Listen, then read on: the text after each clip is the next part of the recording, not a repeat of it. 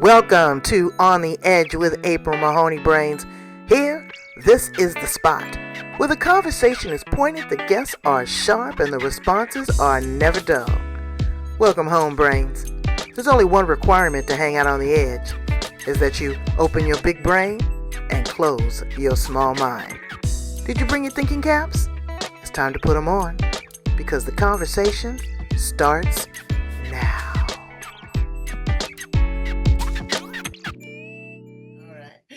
Welcome to On the Edge. Brains, how are you today? We're going to be with a kinesiologist. Do you know what that is? That's a big, sexy word for muscle testing. And we're going all the way to the United Kingdom to visit with Amanda Brooks. Amanda has been doing chiropractic and kinesiology for a minute now, Brains. She believes in high energy, the emotion code. She's going to break all that down into bite-sized pieces so that we can consume it and absorb it in our hearts and our soul. Let's welcome her to the show. How you doing, Amanda Brooks? Oh, I'm really well, thank you. How are you? I can't complain about nothing. Your big what is that? That's amethyst back there? Yeah, it's a piece of amethyst. It's Yeah, my pride and joy. that cost you a pretty penny. It did. And yet, you know what? Talk about being in the right place at the right time. I went to a Christmas market and it was there, and the guy was almost giving it away. I couldn't What? believe it. Yeah. Oh So, my goodness. Yeah, that's, it's a lot of powerful energy. We're going to yeah. talk about that. Tell my brains a little bit about you, Amanda Brooks, and how you show up in the world. Well, brains, it's a difficult one. How do I show up? I try, I have to say try, because it's always a work in motion, to be my authentic self. Now, according to my family and my friends, that can be a bit blunt. Um, but I don't see the point in pussyfooting around. So when I'm working with people, I want to be who I am. So Now let me ask a question there really quickly. Sometimes can that come off abrasive? Because we there is a cage for our tongue if we just close our teeth. And there sometimes it I've is. gotten into that before, given a tongue lashing. So sometimes we can't be too honest. I'm gonna ask you about that too. Again, when it comes to the British culture. Well, it's interesting because if people ask me, what do I think? I usually say, this is my cage. Do you want to know what I really think or what I think you want to hear?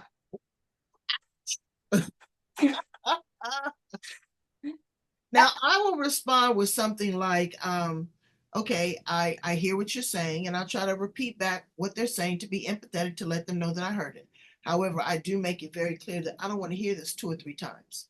If you got a situation, that's fine. We'll talk about it, girl. We'll have drinks and go through all that. But every time I see you, we're not going to talk about this again. So that's kind of where I just kind of nip it in the bud. So, Yeah. okay, so they say that you're brutally honest. Okay, what has that gotten you? Has that gotten you more friends? Does that make you feel powerful? Does that make you the smartest person in the room? Does it make you people gravitate to you? What does that do for you? I actually have a handful of amazing friends that love the way that I am because they know that I'm not just going to say, "Oh yeah, that's amazing, that's wonderful," when they're telling me something. If knowing them as I do, and they know me, that it's not really the truth. My family, they adore me. I asked my mum the other day, my mum, and she doesn't say a lot, but I said, "Oh, I'm on this show, mum. I just need three fun facts." And she was so wonderful. She didn't come up with fun facts. She said, "You always make me smile, no matter what." She said, "I can be feeling so down." And I said, "But you always say I'm blunt." And she said, "No, I love that about you. I love it." She said, "Because That no one else is honest." No, and they're not honest. And honesty again, it takes courage to be honest. It You know, does. It doesn't make me feel powerful, but because of things that happened when I was a child, I just want people to be honest with me. right. And So that's I've the perfect segue into what I want to talk to you about. Tell my little brings a little bit about your story, your journey, and your truth. Well, apparently when I was born, Mum said that the nurses were always flocking around the cot because they just said there was something special. And every time they went round there, however bad they were feeling, they would feel better. And I thought, oh, Mum, everybody says that about their child. But she said, but people would come around the house and they would go away feeling better. I mean, we went through as a family big traumas, we had emotional, psychological, and physical abuse in the house. Yeah. But this is going to sound really strange, but I didn't know that it was different than any other house. Mm-hmm. The only time I really got to know is I had my best friend and I happened to say something to her. She told her dad, who then told my dad, and then I got strapped for letting anybody know what was going on in the house. And it was only at that point that I thought, oh, well, how? Why? So everything was built on lies. And then one day I turned around to my dad and I said, no, and he left. Now, at this time in history, it was very, very different to now. You didn't speak about things. Right. When you did, I was told I would always never be believed. So that's where my thing about honesty comes in, because I feel we need to be heard. I don't need to go into the story, but I do need to be heard and witnessed. And that's what I do with people. But where I say about the bluntness is often, like you said, when we get stuck in the story. Right. And we do. When there's been any type of trauma, we can get caught in the mind, the monkey mind, as I say, goes round and round and round. You're trying to try and sort out the problem with the thing that's actually caused the problem in the long run. Okay. So now you come through this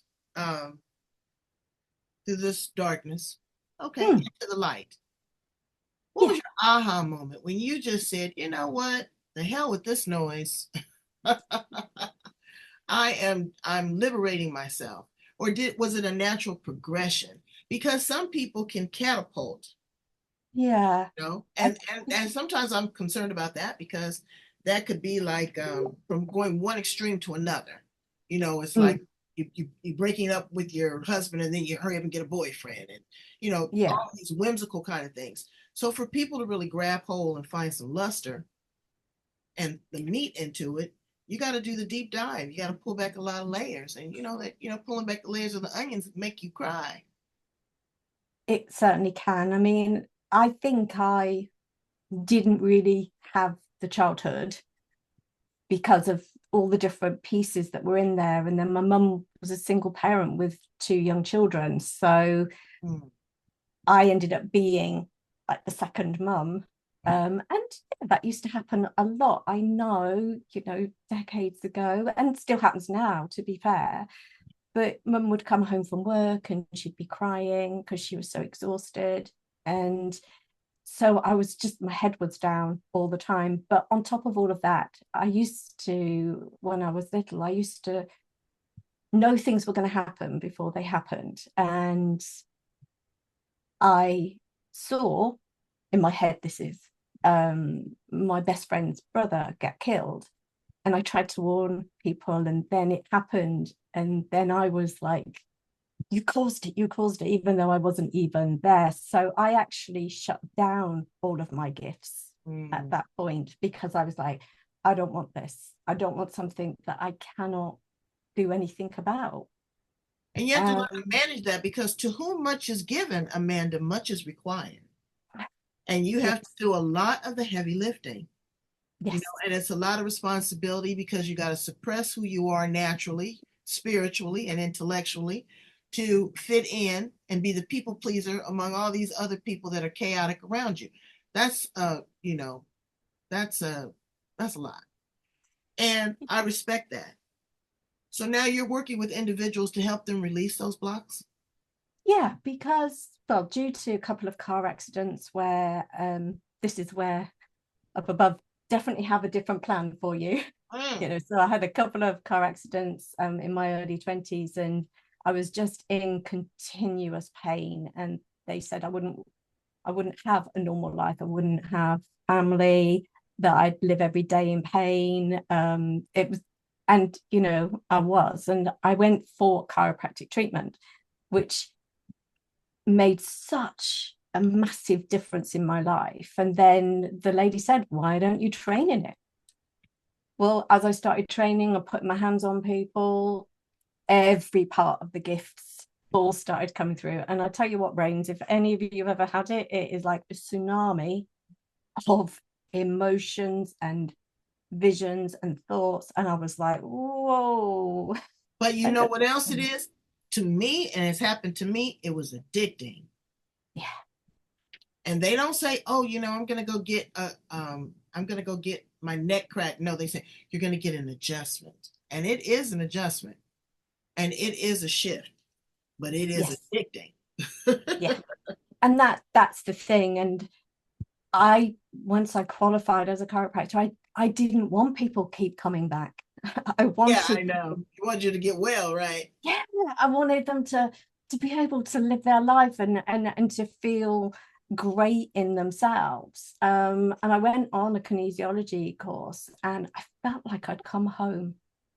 I can't explain it. It was just like suddenly I was like, that's exactly it. It's like all the sounds, all the noises, everything calmed down.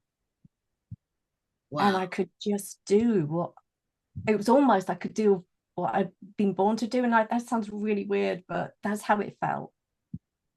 Were you happy at that point? Was I happy? I was content with my lot. I think that's the best way to say it. Okay. All right. Because all the trauma, bear in mind, I've never spoke about it.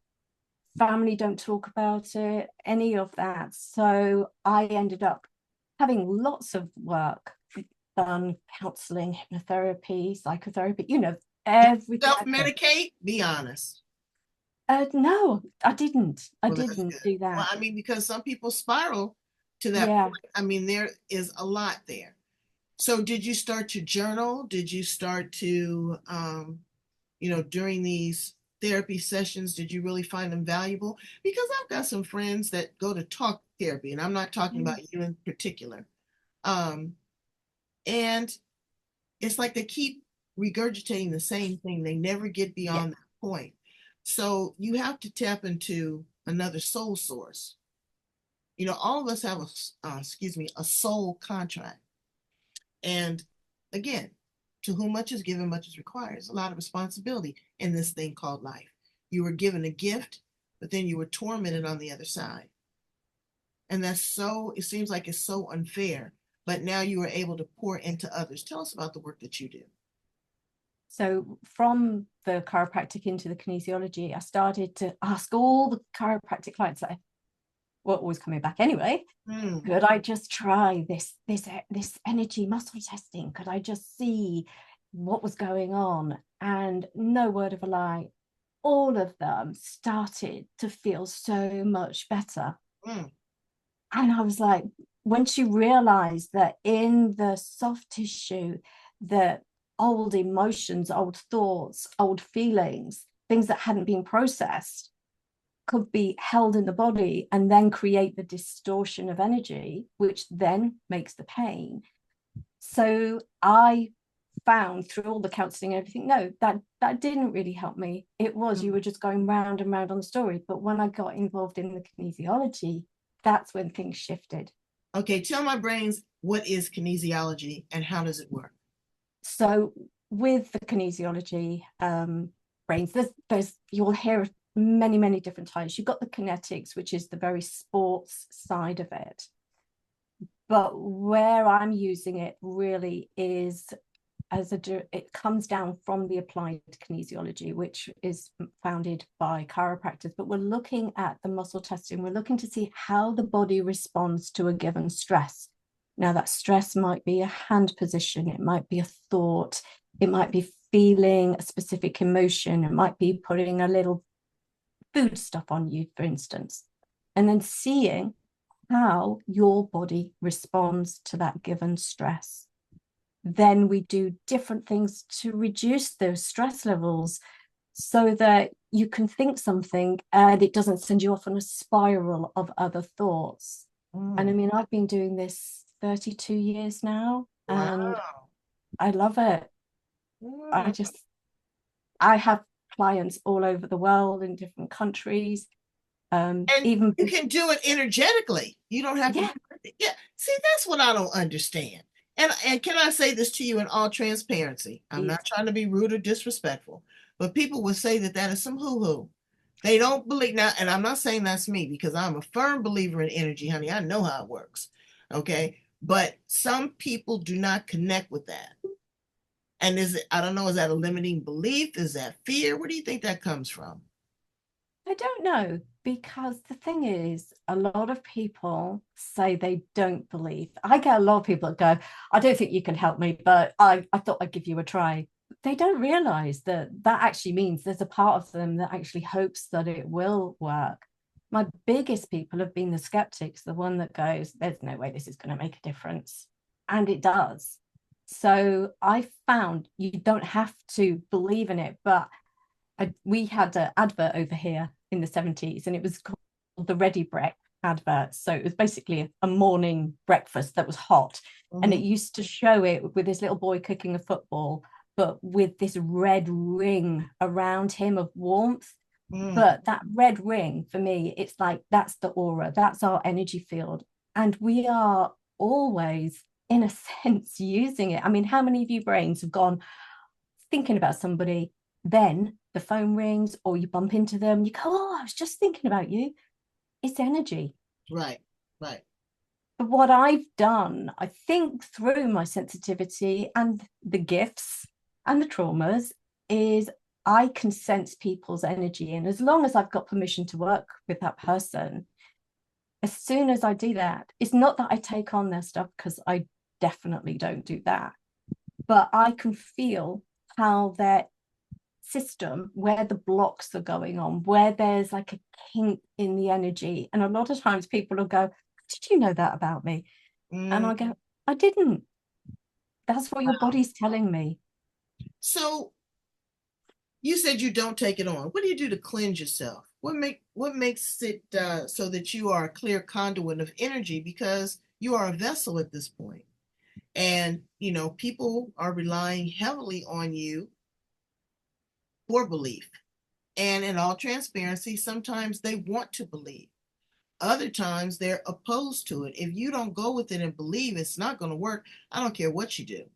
You got to be in that headspace. You got to be in that conscious space to want to receive it and do the work. Right, Amanda? Yeah, I mean, I totally agree with you. One thing there, though, is that I do find the people that really, really believe, the ones that really, really want it to work, Mm, they're the ones that I have the most trouble with, because mm, their expectations are so mm. high. You can't almost meet it. But what I do personally for myself is, I mean, every day for the first hour that I'm awake, as I'm doing meditations, keeping myself, my energy balanced, have my crystal, which helps to clear the energy.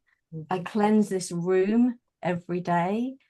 And I almost, every time I go into a session, it's almost like I put on a coat of, right, it's Amanda the practitioner, finish, leave this room, and it's like, oh, it's just plain old Amanda. That you know, that's a beautiful thing.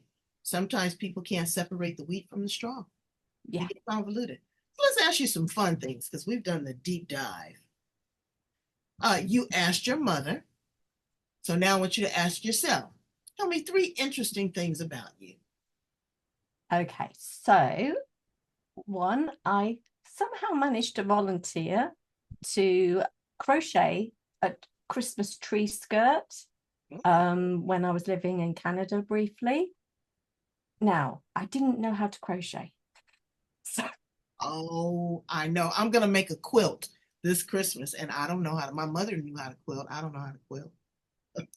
I went on YouTube, taught myself, And Oh, within wow. 2 weeks, I'd done, I think it was 300-inch diameter.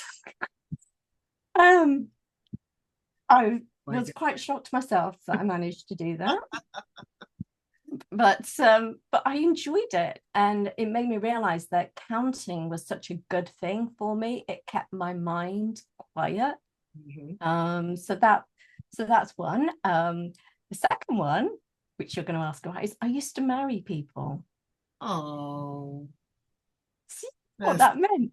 Lots of I've done, people yeah, don't. I've done that before. I've married a Yeah. couple people. Yeah, and I've done a couple funerals too. Yeah. Yeah. But it's interesting to see that, and I always have them talk to me first because I've been married 40 years, and I call my husband Mr. Magnificent, honey. You can't hold the candle to him. If a woman comes up to him, I'm gonna cut her with a switchblade. That's love, but counseling, and it's different, and love looks different than what we did many moons ago. That wasn't acceptable. Mm, Um, there's been people that have been violated. There's been people that have been shunned and shamed and abused. There's a lot going on in the world, but there is. there is hope and there's possibility, and you are a shining example of that. So let me ask you a couple more fun questions. If you were an animal, what animal would you be and why? So the family call me a meerkat because I'm always like looking around. There's a sound. And I, Wait, I don't want to laugh, but when you did that, yeah, that's it. Okay, all right, that's 100. That's 100. That's fine. If you were an appliance in the kitchen, what appliance would you be? it's just an appliance, but I'd be a sieve. Who? A sieve, you know, the thing that you put flour in and it Oh, sort of a takes that sifter. forward. Okay. Okay. All right. I'd Okay. be one of those because literally, it's like what I am in the sessions. Everyone brings their stuff and then I'm shaking it to see what doesn't fit. Oh, and So get the lumps out. yeah, yeah. That's pretty And good. then yeah. So that's what I think. If you could be an adult beverage, what would you be? Ooh, tequila sunrise. Tequila sunrise? I just take the tequila. If you're an appliance in the Ah, kitchen, what appliance would you be? I was going to say a kettle. A kettle? Yeah. Who Okay, knows why a kettle? I know. That's that's the one. I mean, I think it's because literally, if you put just enough in there, you get the best cup of tea out of it. Mhm. I want to be the refrigerator so I can just sit somewhere and chill. How about that? Yeah. Now I could definitely see you as that. I chill. So, thank you so much for explaining your story, your journey, your truth, and the beautiful work that you've done in chiropractic and kinesiology. Tell my brains how to get in contact with you. So, if they are there in the UK, I'm coming to the UK. I'm Are coming, you? and I'm coming to the spring, and I'm gonna make a list. I think I'm just gonna rent out a pub and have all of my good friends there. How far are you from like uh, Southampton and London? Oh, from London, probably about a 4 hour drive. Oh gosh. Yeah. I mean, it's not a big country in comparison to where you are, but it with the roads and everything, it takes a while to get Okay. here and there. So, well, I'm going up to Scotland and I'm going up to Ireland. So, and Liverpool. So, I'm going to get to see all of that. So, I'm going to contact you before I go and you tell me the hot spots, okay? Oh, absolutely. Yeah. But for people to get in touch with me, really the best thing is if they go to Brains, if you do go on to it's www.peacewithin.online. On there, there's a load of free ancestral clearings and healings because I do a call each month working deep dive on people to help shift that. And there is also, if you did sign up for the newsletter, which gives you access at times to free calls, there is a free ancestral clearing around overcoming money patterns. And with it, I suggest you listen to it once a week for a month and then just as and when you wish, because we often think that things should be a quick fix. a one-off. But for some of the patterns that are deeper, it needs that little bit more time, that more focus. And so that's why that would, in there, you will find things. There are lots of free tools in there helping you to get through the traumas of what's going on in the world. And there is a lot going on. There is always, as we say, the most. So thank you so much, Brains. I need you to go in to my address. You see that right here? I'm blocking my face right there. You see right there in the corner? Okay. Love, like, share, and subscribe. I'm trying to raise my numbers. You guys come back every week, but you like a bad date. You don't want to commit. You better subscribe to my channel. I love you deeply and completely, everyone under the sound of my voice. Thank you so much, Amanda Brooks. And Brains, be good to yourself. Get a squeeze, some kinesiology, an adjustment. Make you feel good. Bye.